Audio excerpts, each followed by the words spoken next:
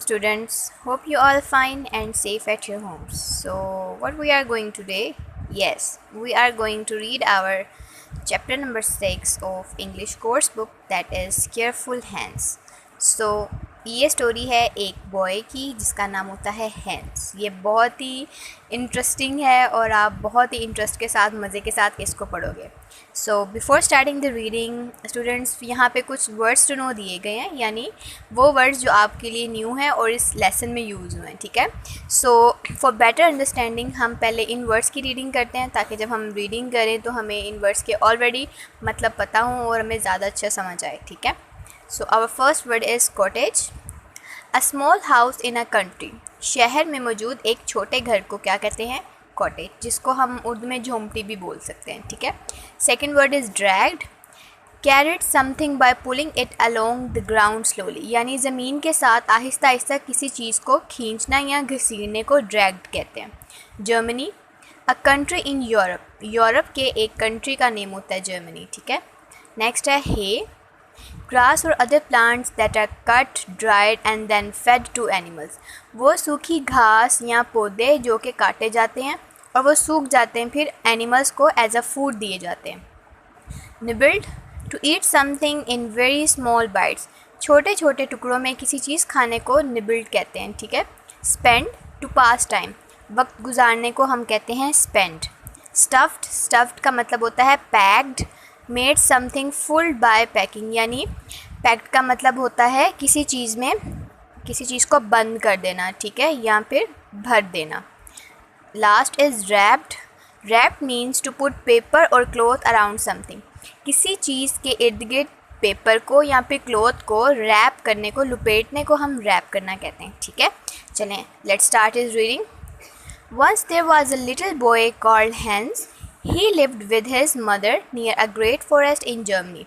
His grandmother lived not far away in a small cottage. ठीक है, एक boy होता है जिसका नाम होता है हैंस। वो अपनी मदर के साथ जर्मनी के एक फॉरेस्ट के करीब रहता है। फॉरेस्ट कहते हैं जंगल को। और उनकी जो ग्रैंड मदर होती है वो भी उनके घर से कुछ फासले पर एक छोटे घर में या झोंपड़ी में रहती हैं। ठीक है, One day his mother said, Hans, I am going to the market. You can spend the day with your grandmother. Hans went along the dusty path through the forest. He played in his grandmother's garden all day. एक दिन hence की mother कहती हैं कि मैंने आज market जाना है, तो तुम अपना आज का दिन जो है अपनी ग्रैंड मदर के घर स्पेंड करो। ठीक है, तो वो जो होता है फॉरेस्ट के अंदर से जाता जाता अपनी ग्रैंड मदर के घर पहुंच जाता है और सारा दिन उनके गार्डन में, उनके बाग में खेलता है। In the afternoon, his grandmother said, Hans, take this needle to your mother. Look after it carefully. On the way home, a hay cart passed Hans. Hans put the needle in the hay and walked behind the cart. फिर क्या होता है, शाम को उसकी जो grand mother होती हैं वो उसको एक नीडल देती हैं और कहती हैं तुमने इसको एहतियात के साथ रखना है। ठीक है, रास्ते में ना उसको एक सूखी घास की ना गाड़ी नज़र आती है, तो वो नीडल को ना उसके अंदर डाल देता है। When he reached home, he could not find the needle. You are a foolish boy, Hans, said his mother. Put a needle in your sleeves like this, not in a hay. फिर क्या होता है, जब वो घर पहुंचता है तो ऑब्वियसली उसको उस सारी घास में से नीडल ढूंढना कितना मुश्किल होता है।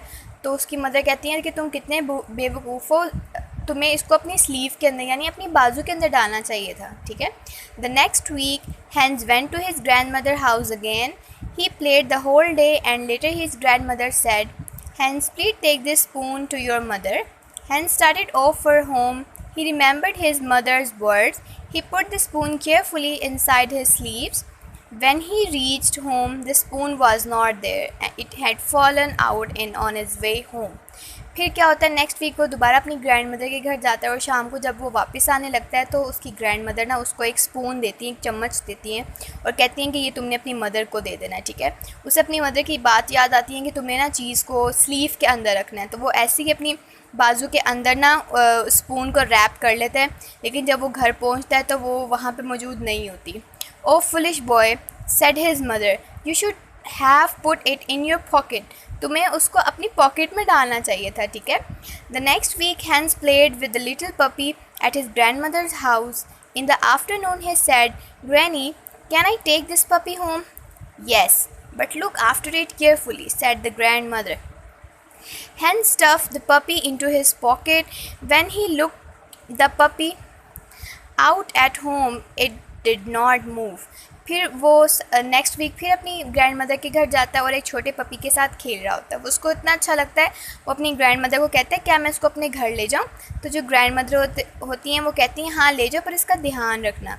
उसको फिर अपनी मदर की बात याद आती है कि तुमने चीज़ को पॉकेट में डाला है. तो वो डॉग को ना अपनी पॉकेट के अंदर डालना शुरू कर देता है, और वो जब घर पहुंचता है बेचारे डॉग से जो है वो मूव भी नहीं वो सही तरह कर पा रहा होता. Oh no, what have you done? Cried his mother. I put it in my pocket like you told me to, said Hans. After a few seconds, the puppy opened his eyes. You are a foolish hen, said his mother. You should have pulled it along with a string. वो कहती है तुमने ये क्या कर दिया, तुम्हें इसको पॉकेट में नहीं डालना चाहिए था, बल्कि तुम्हें एक रस्सी के साथ इसको बांध के अपने पीछे पीछे लेकर आना चाहिए था. The next week, Hans took the puppy to his grandmother's house. After tea, his grandmother gave him a piece of meat. Next week वो फिर अपनी grandmother के घर जाता है और शाम की चाय के बाद grandmother जो होती है ना वो उसको एक गोश्त का टुकड़ा देती हैं. ठीक है. Hans tied the meat with a string and dragged it along behind him. The puppy followed Hans, nibbling the meat. When Hans got home, he had no meat. फिर उसे अपनी मदर की बात याद आती है कि तुमने ना जो भी अब चीज़ मिलेगी उसको तुमने ड्रैग करके लाना है एक रस्सी के साथ अपने पीछे पीछे. वो ऐसे ही ना मीट को एक रस्सी के साथ बांध के अपने पीछे लेकर आता है. ऑब्वियसली जो पपी होता है वो मीट खाता है, वो उसके पीछे पीछे ना उसके छोटे छोटे बाइट लेता हुआ ना आ रहा होता है. और फिर क्या होता है स्टूडेंट्स, जब हैंस अपने घर पहुंचता है तो पीछे कोई भी टुकड़ा मौजूद नहीं होता, वो सारा पपी खा गया होता है. You should have put it in a piece of a paper and put the packet on your head, said his mother. The next week, Hans' grandmother gave him some butter. Hans wrapped the butter in some paper and put the packet on his head. उसकी mother कहती हैं तुम्हें उसको drag करके नहीं लाना चाहिए था, बल्कि एक पेपर लेते उसके अंदर उसको रैप करते और अपने सर पे रख के लाते. नेक्स्ट वीक क्या होता है स्टूडेंट, हैंस दोबारा अपनी ग्रैंड मदर के घर जाता है तो ग्रैंड मदर उसको एक बटर देती हैं. तो वो उस बटर को क्या करता है एक पेपर के अंदर रैप करके ना अपने सर पे रख लेता है, जैसे कि उसकी मदर ने कहा होता है कि तुम्हें जो भी चीज़ मिली है तुमने उसको ऐसे करके लाना है. When he reached home his mother looked at him and cried out, what is all that yellow stuff on your head and back? The butter has melted in the sun. You are a foolish boy, said his mother. Obviously student इतनी गर्मी होती है, जब वो रास्ते में जा रहा होता है वो सारा जो बटर होता है वो मेल्ट होके उसके सर पे और उसकी पीछे कमर पे बैक पे लग गया होता है. तो जब वो घर पहुंचता है तो उसकी मदर इतना परेशान होती है कि तुम्हारे सर पे तुम्हारे बैक पे क्या लगा हुआ है. तो उसे क्या पता होता है कि ये सारा बटर लगा हुआ था. तो उसकी मदर फिर उसे कहती हैं कि तुम कितने बेवकूफ़ हो हैंस. है ना इंटरेस्टिंग स्टोरी. आप में से कौन कौन ऐसे काम करता है. चलें इसकी अच्छे तरीके से रीडिंग कीजिएगा ताकि आपको वर्ड्स को अच्छे तरीके से प्रोनाउंस करना आ जाए. नंबर 6 की रीडिंग के बाद स्टूडेंट अब हम इसकी एक्सरसाइज सॉल्व करने लगे हैं. ठीक है. तो हमारा जो क्वेश्चन नंबर 1 है that is right the meanings of given words. यहाँ पे आपको कुछ वर्ड्स दिए गए हैं जिनके आपको उर्दू में मीनिंग लिखने हैं. अब 1 बाय 1 हम इनके मीनिंग लिखने स्टार्ट करते हैं. ठीक है. सो हमारा जो फर्स्ट वर्ड है वो है नीडल. नीडल का मतलब होता है सुई. ठीक है. नेक्स्ट हमारा वर्ड है कॉटेज. कॉटेज का मतलब होता है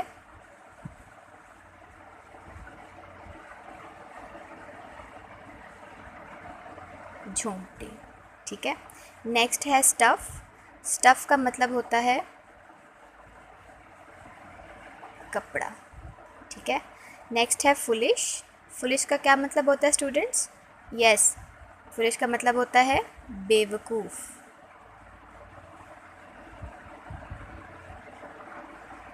नेक्स्ट है स्पेंड. स्पेंड का मतलब है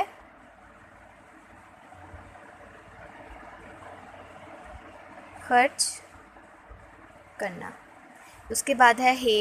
हे हमने इस रीडिंग में पढ़ा था, किसे कहते हैं जी, सूखी हुई घास को या फिर खुश्क घास.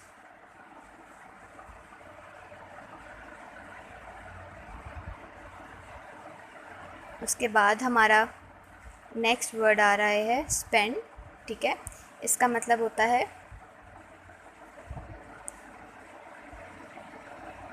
खर्च करना. उसके बाद नेक्स्ट है रैप्ड। रैप्ड का मतलब होता है लपेटा। उसके बाद नेक्स्ट वर्ड है grand mother. Students, grand mother का मतलब दादी भी हम कह सकते हैं और इसका मतलब हम नानी भी कह सकते हैं, यानी दोनों रिलेशन को हम ग्रैंड मदर से कॉल कर सकते हैं। नेक्स्ट है पपी। तो आपको पता है लिटिल डॉग को हम पपी कहते हैं, ठीक है। ते का पिल्ला। उसके बाद नेक्स्ट वर्ड है हमारा टाइड। टाइड का मतलब होता है बांधा।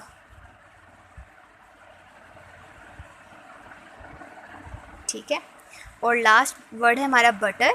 बटर का मतलब होता है मक्खन, ठीक है।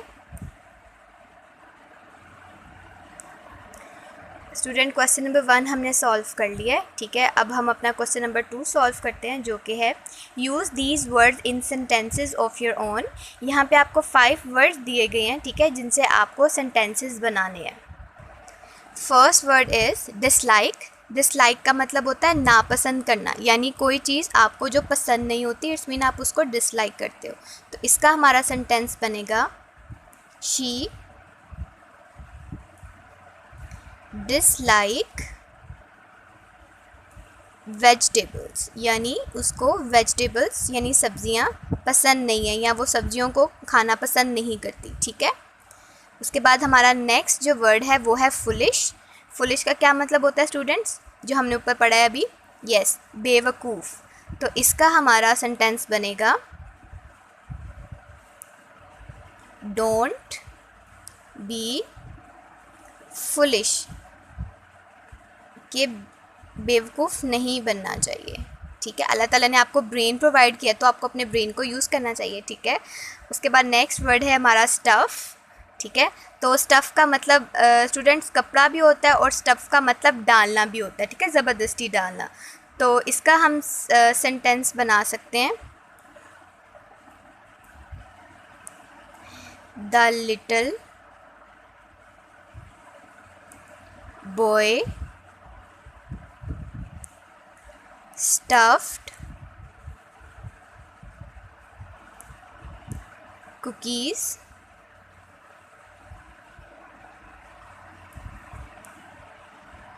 in his mouth, यानी छोटे बच्चे ने या छोटे लड़के ने कुकीज़ अपने मुंह में भर लिए, ठीक है।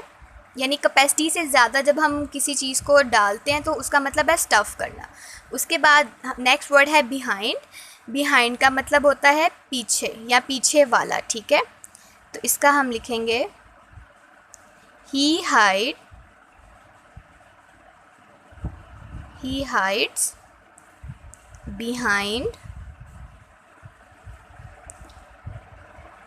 द डोर, कि इसका मतलब हमारा बना कि वो दरवाजे के पीछे छुपता है, ठीक है। उसके बाद लास्ट वर्ड है हमारा रीच। रीच का मतलब होता है पहुंचना, किसी जगह पे पहुंचना, ठीक है। तो इसका हमारा सेंटेंस बनेगा he tried to reach the top shelf, यानी उसने सबसे ऊपर वाली शेल्फ पर पहुंचने की कोशिश की। स्टूडेंट, हमारा पेज नंबर 1 जो है वो डन हो गया। अब हम क्वेश्चन आंसर सॉल्व करते हैं। हमारा फर्स्ट क्वेश्चन है where did grand mother live. जो ग्रैंड मदर थी, जो कि हैंस की दादो थी, वो कहाँ पर रहती थी, ठीक है। तो इसका आंसर हुआ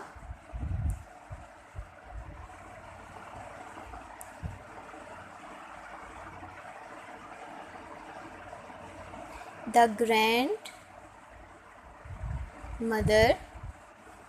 lives in a small cottage. वो छोटी झोंपड़ी में रहती थी, ठीक है। उसके बाद हमारा नेक्स्ट क्वेश्चन है What happened to the butter? जो मक्खन था उसके साथ क्या हुआ, ठीक है, यानी मक्खन को क्या हो गया था। तो इस क्या हो गया था स्टूडेंट जी, वो सन की गर्मी से मेल्ट हो गया था। तो हम लिखेंगे द बटर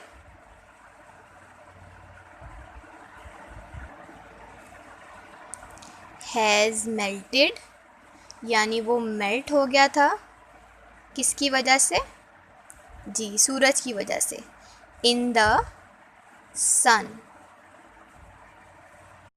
थर्ड क्वेश्चन है what happened to the meet.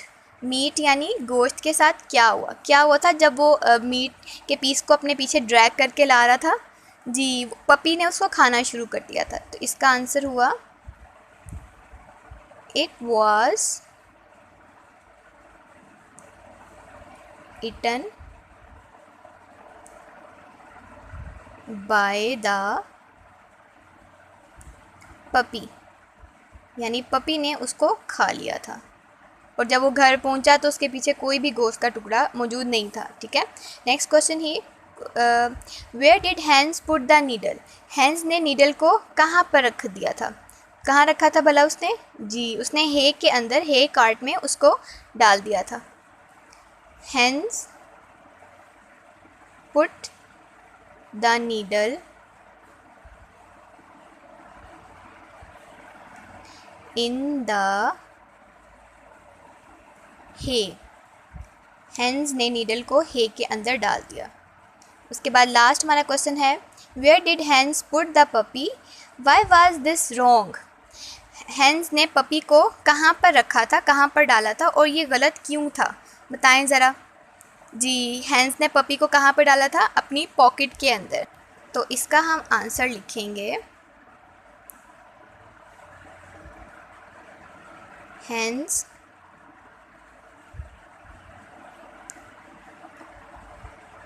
put the puppy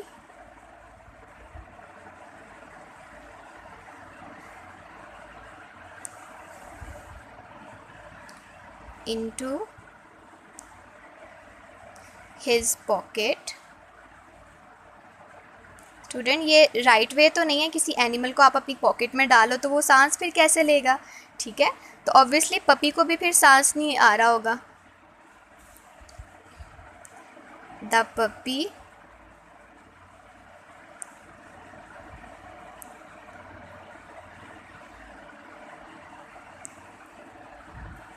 would not have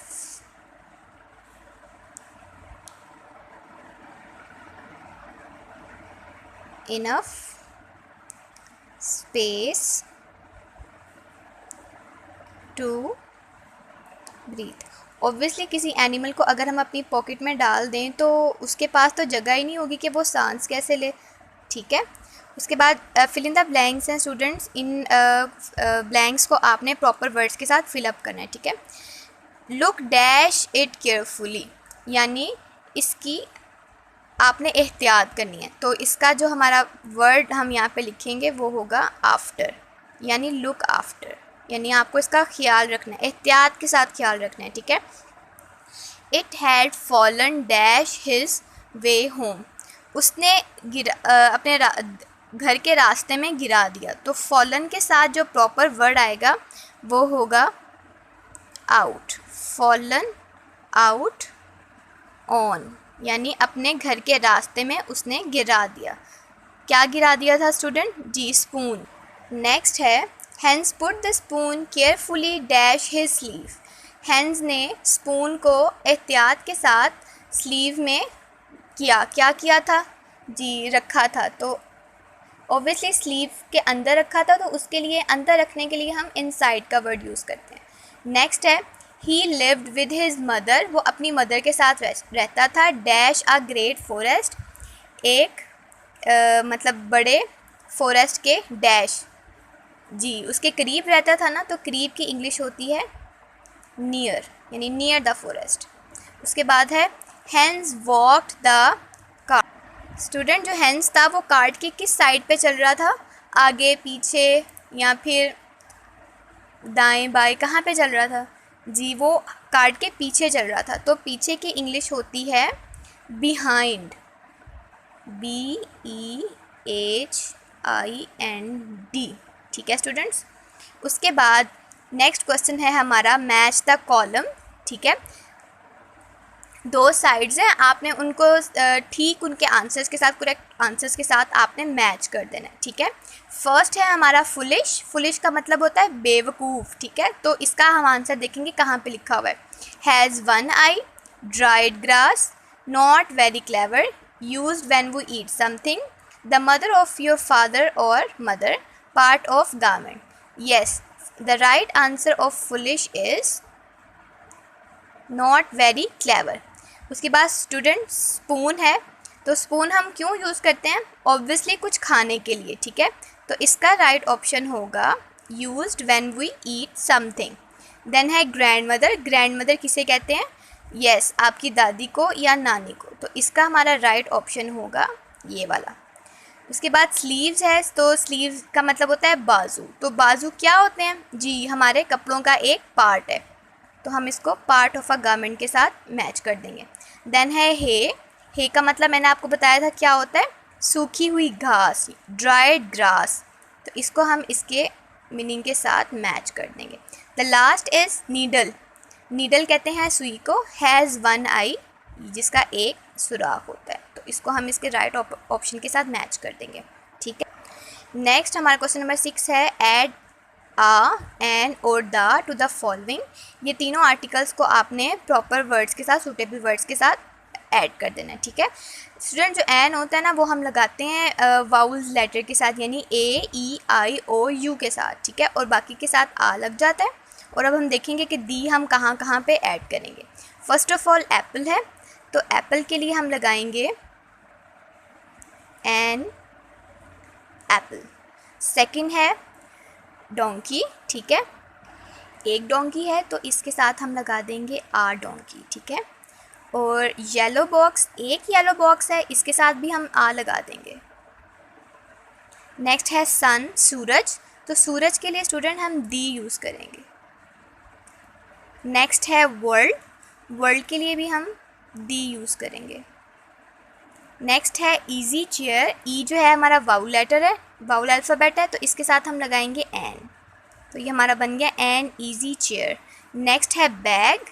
bag, एक बैग है, तो इसके साथ हम लगा देंगे आ बैग। ठीक है, नेक्स्ट है मैन यानी आदमी, तो ये एक आदमी है, इसके साथ हम लगा देंगे आ। नेक्स्ट है बॉइल्ड एग, एक बॉइल्ड एग है, इसके साथ भी आ जाएगा आ। और लास्ट हमारा वर्ड है अनियन यानी प्याज, और इसका जो फर्स्ट अल्फ़ाबेट है दैट इज़ वाउल, तो वाउल के साथ हम क्या लगाते हैं? एन। यस, उसके बाद है put the word in the correct order to make meaningful sentences. Student यहाँ पे एक सेंटेंस के वर्ड्स को रैंडमली लिखा हुआ है, आपने इनको अरेंज करके इनसे प्रॉपर मीनिंगफुल सेंटेंस बनाना है। तो यहाँ वर्ड हैं पॉकेट, हिज, इन, पुट, हैंड, ही, हिज।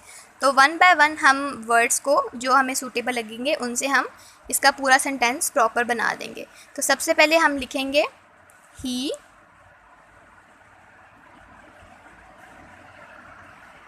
उसके बाद आएगा पुट,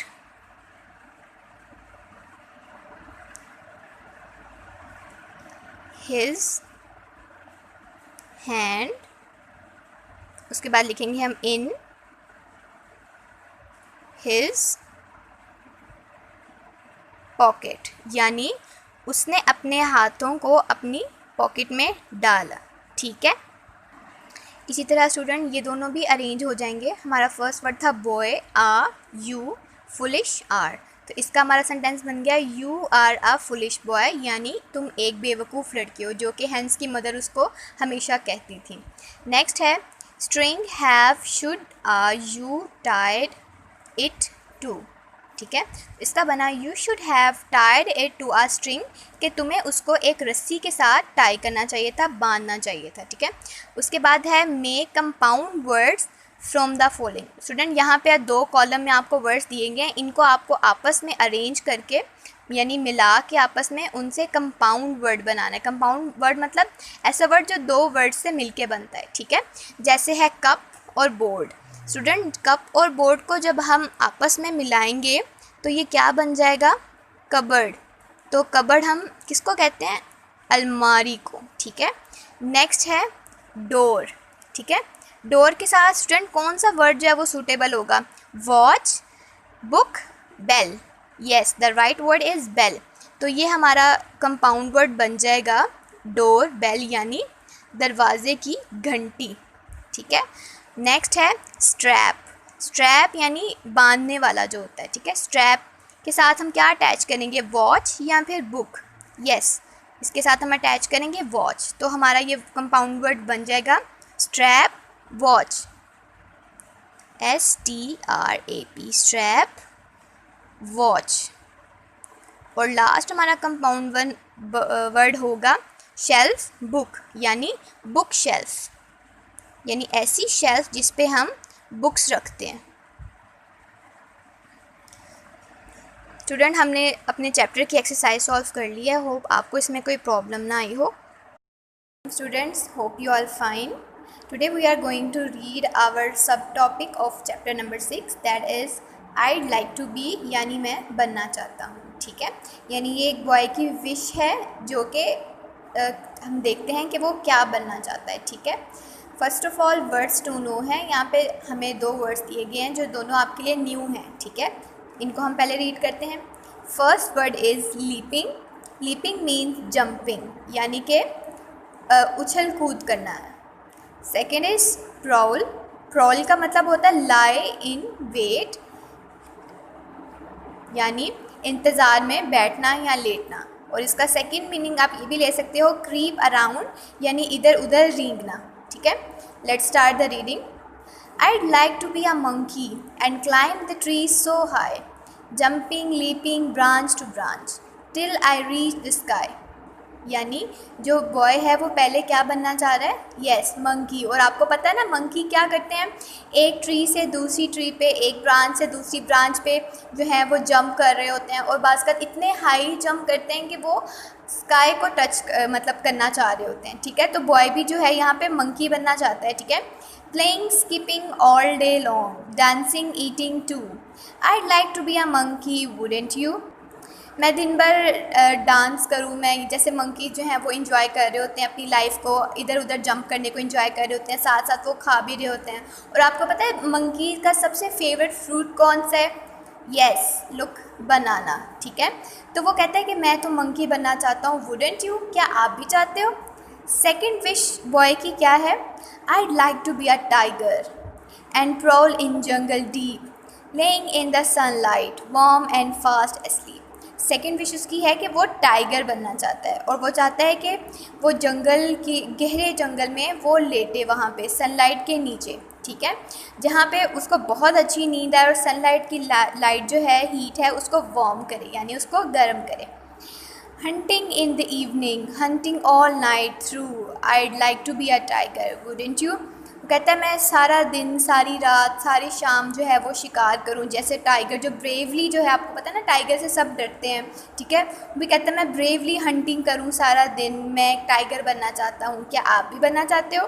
ठीक है, चलें अब आप भी डिस्कस करें कि स्टूडेंट आप भी इस, जैसे ये बॉय मंकी बनना चाहता है, टाइगर बनना चाहता है, आप क्या बनना चाहते हैं? ठीक है, होप आपको इसकी रीडिंग जो है वो इंटरेस्टिंग लगी हो। अब हम सॉल्व करेंगे अपने सब topic I'd like to be की एक्सरसाइज। तो हमारा क्वेश्चन नंबर 1 है right the meanings of the given words. यहाँ पे आपको कुछ वर्ड्स दिए गए हैं जिनके आपको उर्दू में मीनिंग लिखने हैं, ठीक है। तो हमारा फर्स्ट वर्ड है डीप। डीप का मतलब होता है गहरा, ठीक है। नेक्स्ट है वार्म। वार्म का मतलब होता है गर्म। Third word is climbed. Climb का मतलब होता है चढ़ना, लाइक क्लाइंब अ लैडर, ठीक है। स्किपिंग, स्किपिंग का मतलब होता है छोड़ना। जैसे जो आपने अक्सर देखा होगा मंकीज़ जो होते हैं वो मतलब जब दरख्त पर होते हैं तो वो बाज़ुकात एक दरख्त स्किप करके नेक्स्ट पे जंप भी करते हैं, ठीक है। उसके बाद है ब्रांच। ब्रांच का मतलब होता है शाख, like branches of trees. Next word है प्राउल। प्राउल का मतलब होता है इंतज़ार में लेटना।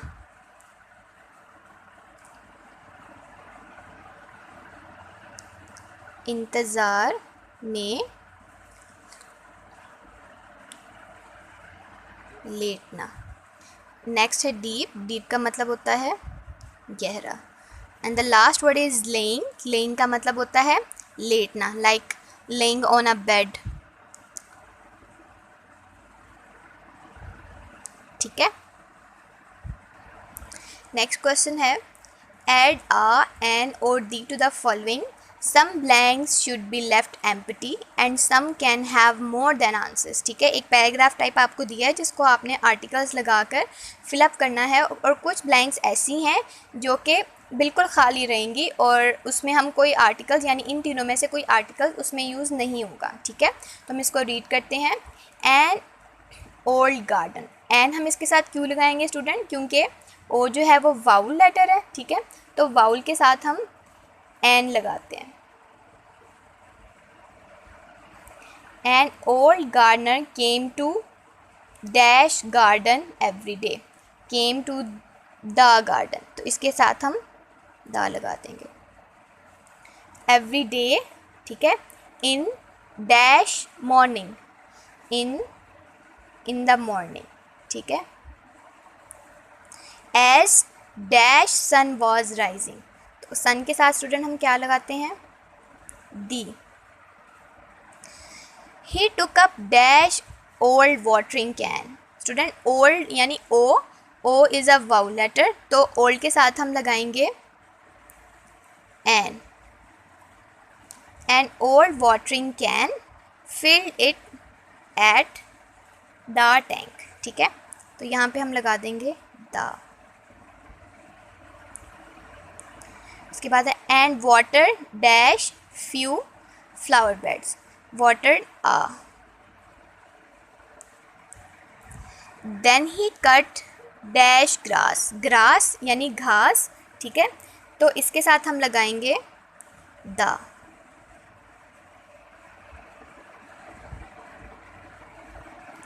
And picked dash vegetables, vegetables mean सब्जियां ज़्यादा हैं, तो इसके साथ भी हम लगा देंगे the.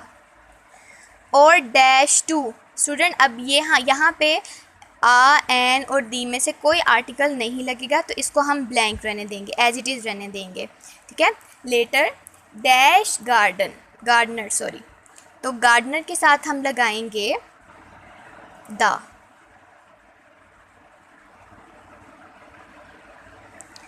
Sat under dash orange tree, orange का ओ फिर जो है वो वाउल है, तो वाउल के साथ हम किस चीज़ का इंक्रीमेंट करते हैं, यस एन का।